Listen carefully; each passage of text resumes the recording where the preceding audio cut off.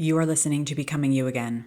This is the podcast helping you heal from your divorce and deal with the mental and emotional challenges you face so that you can get on living the best of the rest of your life. This is Becoming You Again, episode number 222, and I am your host, Karen Nelson. Welcome to Becoming You Again, the podcast where you learn to step into your power as a woman in this world, where you learn to reconnect to your wholeness, your integrity, and bring into alignment your brain, your body, and your intuition after divorce. This is the podcast where you learn to trust yourself again and move forward toward a life that you truly want. You are listening to Becoming You Again, and I am your host, Karen Nelson. Welcome back to the podcast. As always, my lovely ladies, I am so happy that you're here. Today I'm going to be talking a little bit about resentment, which I know a lot of us are carrying around. And it's not necessary. I'm going to give you some actual, tangible tools in this podcast episode to help you move through that resentment. But before I jump into that, I want to remind you that as you go through your divorce, it's going to feel like you are on an emotional roller coaster. I remember describing it that way when I was going through my divorce 9 years ago, and the majority of my clients describe it that way as well, where one moment you're feeling neutral, you're feeling fine, you're feeling like things are going, relatively well, and then boom, something unexpected happens. You get a text from your ex, or you're walking through the grocery store and you're picking up some eggs off the shelf, and then all of a sudden, like this sadness just hits out of nowhere, and you're like, what the actual fuck? I was doing fine, everything was good, and then all of a sudden, I'm just gonna feel sad, or I see this text from him on my phone, and all of a sudden, I just feel immense anxiety, and I haven't even read the text yet. It can feel disorienting and exhausting living your life this way as you go through your divorce. But I have created a guide to help you, number one, know when to expect those moments more often, so that the emotional roller coaster doesn't feel so out of control. It doesn't feel like it's hitting you out of nowhere. And number two, in this guide, I'm going to give you tangible tools to help you have a plan in place. So when your nervous system gets heightened because of something that happened throughout your day that's pertaining to your divorce, you know exactly what to do to support yourself, to help yourself through it, and to start to feel better faster so that you can step off that emotional roller coaster onto steady ground. And the best part about this is it's free. I've created this guide for you. It is 100% free, and there is a bonus to it that you can either have the PDF to download and read it at your leisure, or you can have an MP3 to listen anytime you want. You can download your free copy or PDF version of the guide by clicking the link in the description, or you can go to my website and get it there. All right, so let's now jump into talking about resentment. When we go through a divorce, it's pretty common to hold on to resentment toward our ex. Like, you could probably pinpoint right now a few of the ways that you feel some resentment directed at your ex. I probably wouldn't even have to ask you that many questions. You could probably come up with 3 or 4, just boom, right off the bat, right?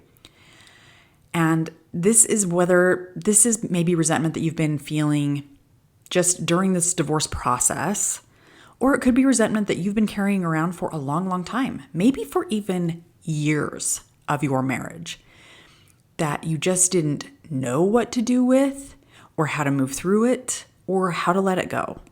But whatever the case is for you, and maybe it's all 3, right? That's pretty common too. I'm going to be giving you these tools today in this episode to help you move through it.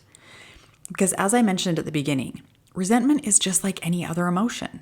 If you truly want to let the resentment go, move beyond it, you're going to have to move through it. You can't continue to avoid it. You can't continue to resist it. You can't continue to react to it. And just being out of your marriage and going through a divorce doesn't actually mean you're moving through and processing through that resentment. You'll probably, if you don't do anything with it, still have it years and years later. This is why there are a lot of women who 20 years after their marriage still hold hate, anger, judgment against their ex. And I'm not saying they shouldn't, but what I am saying is it's not necessary. Doesn't mean you don't hold them accountable for things that they've done. None of that. Doesn't mean that things didn't happen to you that did. None of that. All it means is that you can put down the heaviness of carrying around that resentment by moving through it. That's all this means. Now, here's why we have resentment. It is often because of an unmet expectation or an unmet need that you have, that you're holding, right? And what's really going on with resentment is we're often expecting the other person to either meet our needs in some way, or we have an expectation that we're holding on to that just goes unfulfilled. And the thing about resentment is it's not really about what the other person did or didn't do. It's really about this gap between what you were expecting them to do and then what really happened. It's kind of like grief in that way, right? Like grief isn't necessarily about only feeling sad when you lose someone to death, which was what we're told is the only acceptable reason to feel grief, right? Grief is anytime you have an expectation of something and then the reality, your reality doesn't meet that expectation, you have permission to grieve. So resentment is similar in that way.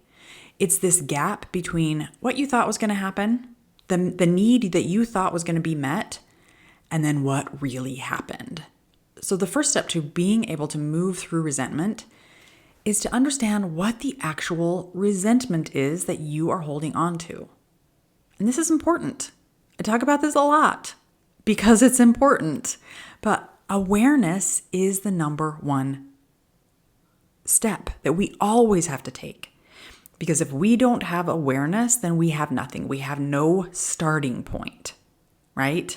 So it's really important to understand what is this resentment that you're actually holding on to. So we're going to start there. I want you to take a few minutes and I want you to actually do this. Like I give you guys a lot of tools in this podcast. Almost every single episode is a tool, a technique, something that some kind of education that you can like take from my words if it resonates with you and then do it in your own life, right? And that's the only way that we actually make change in our life is to start to implement, to start to rewire how we're thinking, start to actually do these things, show up and have a connection between what we're thinking and then what we're doing and how we're behaving. That's how we create change. It's not just like hearing it and going, oh yeah, that makes sense. But then just keep continuing to do exactly what you've been doing before, right? That's one way. And you can keep doing that. You'll still live a life by doing that. And you'll just continue to feel the way you feel, not heal, and stay the same as you are. That's fine. A lot of people live their lives that way. There's nothing wrong with that. I'm not telling you shouldn't do it that way. But if you actually want to heal and you actually want to see forward movement, even if it's tiny little increments, this is how you do it. You actually implement and do the tools and try them out and see how they feel and work for you and see what you recognize and how you want to change and all of the things. So take a few minutes and write down a few of the resentments that you're holding on to. So you can start with a sentence that's something like, I resent that he ... right? Fill in the blank. Or I resent that blah, blah, blah, whatever comes to mind. And like any other writing exercise that I have you do, please, please, please do not judge what you're writing down. Don't feel like you need to go back and edit it. Don't feel like your sentences need to be complete sentences and there needs to be the period at the end. Nobody cares. And by nobody, I mean me. I don't care. It doesn't matter. And you shouldn't care either.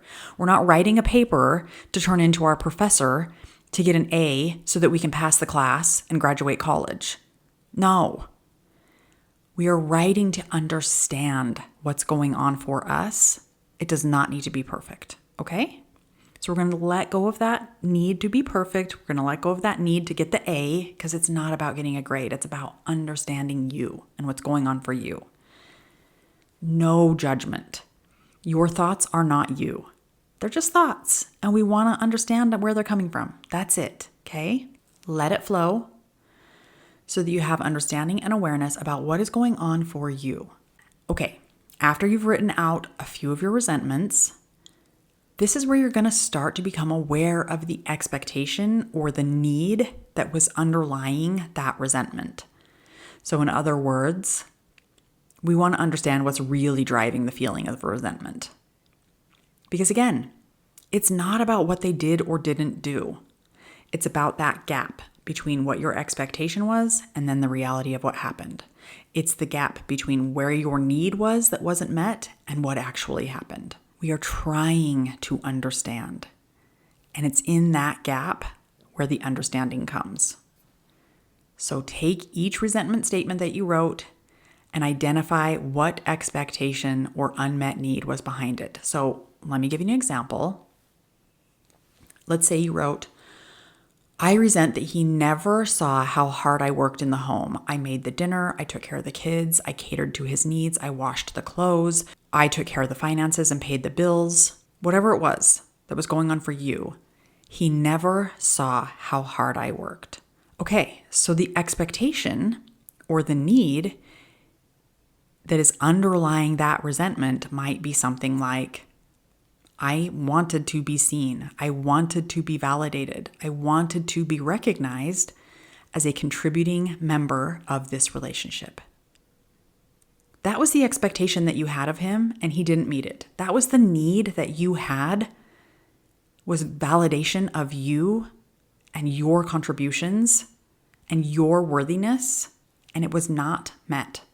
Okay, so go through your list and do that with all of them and recognize what the expectation was that you were looking for or what need you had in that moment or those moments and where they were not met. Okay, so after you've gone through and identified the expectation that was behind the resentment, here's what I want you to do. I want you to ask this question. What do you wish had happened instead? What outcome would have been like best case scenario for you? And I want you to write it down. So let's go back to the example that I gave. This could look like, okay, I wish he would have said, I see how hard you work for our family. Thank you for doing that. I appreciate all that you're doing to contribute in the home and to our family. Or something like that, right? Whatever might resonate with you, what you hope he would have done or said or recognized in those moments. Like, what's your best case scenario out of all of this? Go through and answer this question for all of the resentments and expectations that you listed, okay? Because once you're done with all of that, and maybe you're doing this like as I talk, and so you are done, but once you are done with all of that, you're going to have a lot of understanding behind why you've been holding on to this resentment. And understanding why, again, is always step number one. It is huge. There is so much to be known for ourselves in the understanding. And sometimes, not all times, but sometimes just having that awareness and that understanding is enough for you to let the resentment go, for you to process through it and not carry it around any longer. But typically, it's not enough. And so that's why it's usually just the starting point. The next thing we need to do typically is actually process through the emotions. I'm going to give you a very short version of how to feel your emotions and how to be present with them. But if you need more of an in-depth refresher, you can go listen to episode number 202, episode number 182, or episode number 135. Among others, there's others out there for sure where I talk about how to process through your emotions. Or if you want some real in-depth help, this is something that I do with my clients. When I work one-on-one with my clients, we'll talk about processing emotions. We will often be able to discover your best practices that help you open up. Some of my clients really find that movement through swimming, movement through yoga, movement through anger dance, just movement in general is really healing for them. And I don't mean like exercising, and that's fine. You can combine the two. Sometimes that works. But like movement through intention of processing through the moment, processing through the emotion that you're feeling is very useful. Some of my other clients have found that just recognizing what it is that they're feeling, naming it, and then going into their body and seeing where it is the best way for them to process through their emotions. There's lots of different ways to do it. And when we work one-on-one, we figure out what works best for you so that you have those tools at hand when you need to use them. And if that sounds like something that you'd like help with on a more personal level, then I want to invite you to set up your free call with me. It's a 30-minute Zoom call. Super simple. You're going to come. You're going to tell me what's going on for you. I'm going to open up space by making you feel comfortable, making you feel loved and supported, and you're going to transform in that call. And on that call, we're going to decide by the end if we want to continue working together, and whether or not you decide it's a yes or a no, you will leave that call feeling transformed in some way. So you can click the link in my bio. You can go to my website and schedule that call if that sounds like something you want to do. But for this podcast episode specifically, when you're going to process through resentment, what I want you to do is I want you to get really present with what's happening in your body when the resentment shows up. And maybe it's been showing up as you've been going through this exercise that we've been giving, right? You've been thinking about these things, these unmet expectations, you've been writing them down, and what you wish would have happened. You might even be feeling it right now in this moment, right? So you can process through it as I'm walking you through it, if that's the case for you. But this is what you're going to do. You're going to name the feeling. So you're going to say something like, I am feeling resentment right now. And then you're going to notice where you feel it in your body, and you're going to describe it in physiologic terms. So like, oh, I feel the resentment in my gut. It feels hard. It feels heavy in my abdomen. My stomach feels tight and tense. I also feel it in my throat. My throat feels a bit constricted and it's hard for me to swallow. My cheeks feel hot and intense, or like however it is showing up for you in your body. This is a really great way to process through your emotions. I want you to sit with it. I want you to sit with those feelings for a few seconds or a few minutes if you can. If we're not used to feeling emotions, if we're not used to sitting with that discomfort, it can feel very, very uncomfortable. That doesn't mean something has gone wrong. It just means you're not used to it. And that's okay. So if it's just a few seconds that you can sit with it, do it for a few seconds. Sit with it, feel it, recognize where it is in your body, describe it. Do it as long as you can handle. But here's the thing about processing through emotions. It's really kind of magical. When you notice it in your body and you start to describe it and you get out of your head and the spinning thoughts about it, right? Out of the story, and you get into your body, typically it will just start to dissipate and move through you. And once you notice the dissipation happening, you can say something like, it's like an aha moment, right? It's like, I recognize this resentment that I've been holding on to. I'm ready to release it. Like this feels like a release. It feels like I'm ready to let it go. Or you can say something like, I recognize the pain that I have been feeling and I am ready to move on from it. I am ready to let it go. Or something else that feels right and resonant to you. And then I want you to take a cleansing breath, and I want you to ground yourself in the present moment.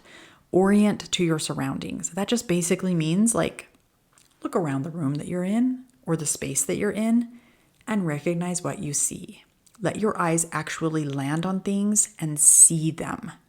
That's how you orient and ground, okay? So now you've gone through some step to help you move through that resentment and to hopefully begin to let it go. Keep using this practice as often as you need to support yourself. To support your healing as you go through your divorce, I've given you lots of tools. Use them. You are worthy of it. You deserve it. You deserve to heal and to move on to the best of the rest of your life. All right, my friends, thank you so much for being here. That is what I have for you today. I love you. If no one has told you in a while, and if you haven't told yourself, you can use mine. You can believe me. I love you. You are loved. Thank you so much for being here. I will be back next week. Hi, friend. I'm so glad you're here and thanks for listening. I wanted to let you know that if you're wanting more, a way to make deeper, more lasting change, then working one-on-one with me as your coach may be exactly what you need. Together, we'll take everything you're learning in the podcast and implement it in your life with weekly coaching, real-life practice, and practical guidance. To learn more about how to work with me one-on-one, go to KarenNelsonCoaching.com. That's www.KarenNelsonCoaching.com. Thanks for listening. If this podcast agreed with you in any way, please take a minute to follow and give me a rating wherever you listen to podcasts. And for more details about how I can help you live an even better life than when you were married, make sure and check out the full show notes by clicking the link in the description.